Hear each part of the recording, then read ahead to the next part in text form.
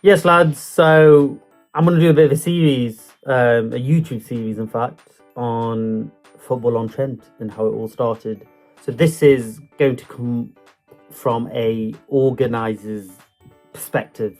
So I have been organizing football games for the last 5 or 6 years, and I mean I've organized games before that, and we've built a solid foundation of almost a football team, not like professional where we have a side or anything, but just that plays football on a regular basis, and created a bit of a community from it. And the first short video that we're going to do, well, this is going to be long form, so not really short, is how it all started. So if you're into something boring or something a bit more informative than our usual content, then listen in, grab a brew and listen in, or put it on your car audio while you're driving. So how do we all start? So it comes back to about 5-6 years ago. I've come back to Stoke after working away for a little bit, and I can't get into a regular session. I mean, there were a few good sessions going on, a Sunday 5-a-side, 6-a-side game, but I wasn't a regular. You know, I'd be in Saturday night, I'll be told you're dropped because a regular got in, and that is frustrating, as anyone has ever experienced that. I've tried not to do that to players, but I've been forced to in some circumstances. But you know, it's not the nicest feeling. And also, when you really want to play like I did, it's kind of annoying, especially because I love football as well. So at that point, struggling to get into any games on a consistent basis, and COVID was around then, gained some weight, missing football, not doing any exercise. So it's all coming to a point where I need football. I need some sort of exercise, and I know I love football, and I know I'll play football no matter what on a regular basis.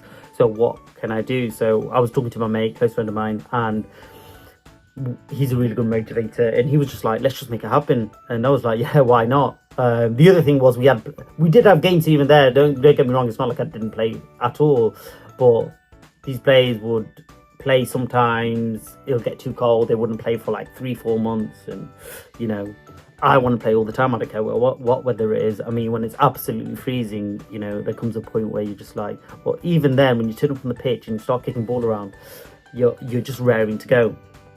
So yeah, me and my friend literally booked a pitch, and there we go. We booked a pitch, started inviting people to come down, and at that point we didn't know everyone. People already had their own games, and we were like, come play football, lads. And I think that first game we had like less than 10 players. I just got my nephews, my brothers, anyone that would play at that point to come down. It wasn't a competitive game, it was just a kick about. And even then, in that first game, I think my older brother just left the pitch just because he got annoyed.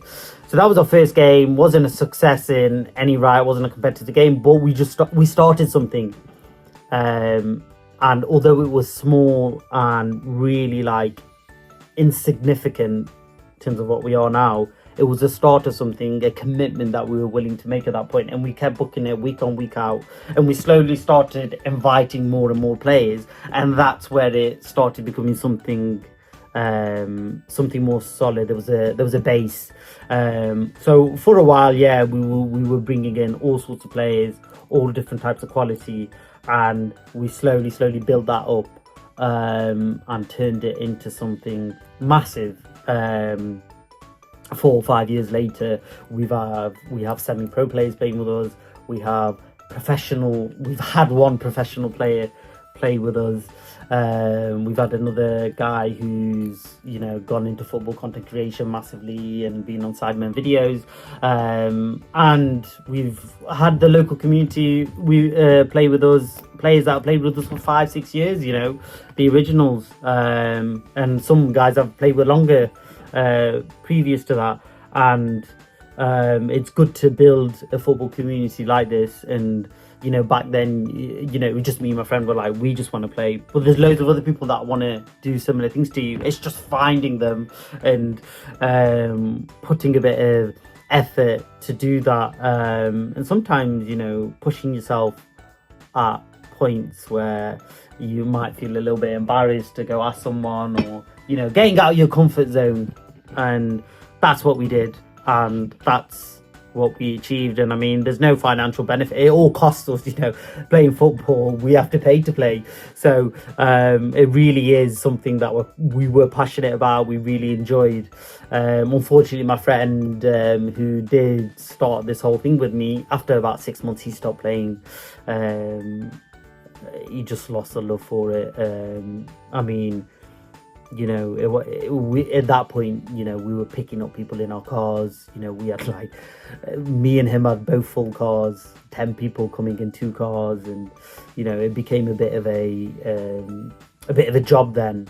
But I was willing to continue it, and I think sometimes you really do need that kind of focus, and you need that kind of discipline when you're starting something new. And when it gets hard, when my friend left, that's when it got really hard, because I'm like, well, I've got these many people that need a lift, and then coordinating all of that. You just got to make it happen, and it does take up time. But over time it gets easier. Yeah, figure things out. Payments, you figure things out, which is still a nightmare to sort out. You figure out what location you're going to book at, how often you book that location.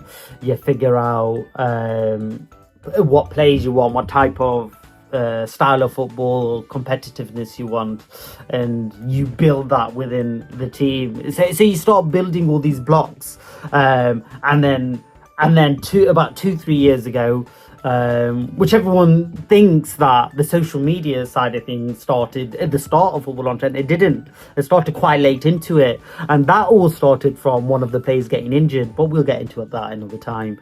But yeah, no, Football On Trent started from just a want, a need to have regular exercise and play my favorite sport, and that's what me and my friend ended up doing. And that essentially is the story of Football On Trent. And the name Football On Trent, that didn't even exist until 2-3 years ago. We were just just like you have everywhere in the country, football games going on, 5-a-side, 7-a-side with your friends. But ours wasn't just our friends. We weren't bothered about, it needs to be people we know. We were just bothered about having a game. And that meant anyone could join. And I think having that open opportunity for anyone to join, because you do have some games there where it's just purely friends, and then when the friends kind of stop playing, that session kind of ends, because you have such a reliance on your friendships to play. You've never really gone out to get other players, whereas here we've always got branched out, and we've always had core players that play with us, and some of those disappear over time, but we've never been we find a group of, we've had some really good years of football, really good periods of football, and some really great players that have played with us, but people come and go, and you have to replace them. Pep said you can't replace certain players. Of course you can. That brother sold Aguero and got Haaland, and sometimes you don't get better, sometimes you do, but you've always got to adapt, and that's what we've been doing, and that's how we've been able to continue it. You see other football groups, and some of those have joined us where they don't continue playing football because their regulars disappear, and the ones that want to play football don't want to play football. Life gets in the way, and there's not an organizer that's willing to go all out and try and find more players. And it is a hard work. It's not easy putting yourself out there, finding players, and always booking things and sorting out things, and it's not easy, and you're not getting paid for it, and sometimes a lot of time and effort, and a nightmare with some people you have to deal with, when it comes to all aspects of the game. But a massive shout out to football organisers out there. You do a lot for the community, and a lot for mental health. So keep it up. But yeah, no, it's been a long time that we've been doing this for now, and yeah, we plan. Well, I plan to continue it for a long time, and so do the lads. And yeah, no, that was just a little bit of a background to where it all started. I think the next video we'll look at something like how do we get the players, or how do we actually organize it, the football, and you know, there's other things we can have a look at. But I think, you know, this is purely, you know, what we did in terms of organizing a football game, but this can be to anything. And I've seen people that have played football with us that have organized basketball sessions, and they have their own sessions now. You know, there's cricket sessions that go on, so it's not just related. And then we've done tennis games throughout the years, and there was one group of lads that did dodgeball and a few other sports. So it's not just, you know, football. It becomes, you can do it with any sport, any activity, and you should always try to. Anyway, this is my first video for a very long time, so there might be a lot of ums and ahs and some stops and starts. But if I don't post this video, then I won't post this video, then I won't post another video. So I'm going to post this video, and I know I'll get some comments about ums and ahs. I might not even get any comments, I might not even get any views. But when it comes to content creation, you just have to put yourself out there. You're going to get comments no matter how good or how bad. And for me, if you look at our short content, it started from nothing, and if you look at the quality back then to what it is now, it's a lot better, and it's a lot more cleaner, and you can always improve. So this is my almost, you know, let's start it, let's see where it goes. If it doesn't go well, it doesn't go well. If I want to continue it, I can continue it. But talking to the camera is probably one of the easiest types of content to do. I mean, you don't have to be absolutely perfect at talking, but you literally turn the camera on, talk to the camera like you're talking to someone, and you post a video. So just those out there that are struggling or feel nervous or get embarrassed, just do it. You're always gonna feel that way, and you eventually get over it. I definitely felt that with some of the earlier content, and sometimes that feeling does come back to you. You just post, and you know, people forget, you forget what you posted and whatnot, and you just move on. It's not the end of the world. If you enjoy it, you enjoy it. If you don't, you don't. So I'm not saying everyone do it, because it's not for everyone, but if you want to do it and you're not sure, try it. Don't kill yourself. I mean, this video was just about football organising, but now I'm just talking absolute bakwas, which means rubbish. Just going on to another story about rubbish which come to my head. So one time I was working at the restaurant a long time ago, and you guys probably know the word waste man. And I was working with this kitchen porter. We were peeling onions together, and we were in the back room, and he said something, and I called him a waste man, right? And back then it was just a general term you just say to someone to come off, oh, you're such a waste man and stuff. It's not even that much of a cuss, you're just saying you're such a waste man. And I said, oh, you're such a waste man, or something like that. By the way, this guy is Bengali, fresh. So I called him a waste man, and he got really offended. And the reason why he got offended is because he thought I called him rubbish, like a dustbin. Like actually like meant it as in, you are a dustbin, you are rubbish. But obviously I just meant it more as, you made a waste man comment, or you know, just like more of a funny type insult, like, oh, what a waste man kind of thing. And he took that to heart, and I tried to explain to him, but the problem was he's a bit fresh, so no matter how much I was explaining to him, he's like getting really angry about it, and I just had to apologize. And yeah, anyway, that was that story.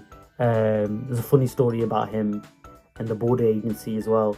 So a good one for the immigration fans out there. Well, not fans out there, but the border agency were doing their job. Anyway, it's been good talking to you guys, and yeah, maybe we do a few more of these. Football organising has been my passion for the last 5-6 years, and I don't expect it to stop, but you never know. Life happens, and but my plan, I want to commit to it. So yeah, no, you'll be seeing more of these maybe, and maybe not, but yeah, I'll catch you all later. Follow us at Football on Trent and Radovic Footy, which is more my personal account. But yeah, catch you all later.